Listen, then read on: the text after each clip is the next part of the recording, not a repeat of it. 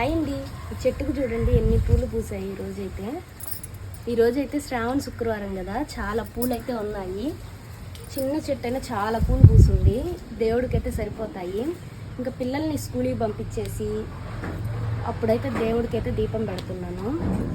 మీరు ఎలా సెలబ్రేట్ చేసుకున్నారో ఖచ్చితంగా చెప్పండి శ్రావణ శుక్రవారం రోజు. అలాగే ఏం స్పెషల్ చేశారో కూడా కామెంట్ చేయండి.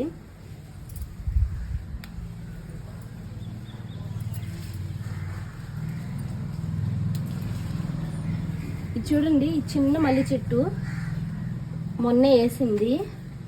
ఒక పువ్వు అయితే పూసింది, ఫస్ట్ పువ్వు అనమాట.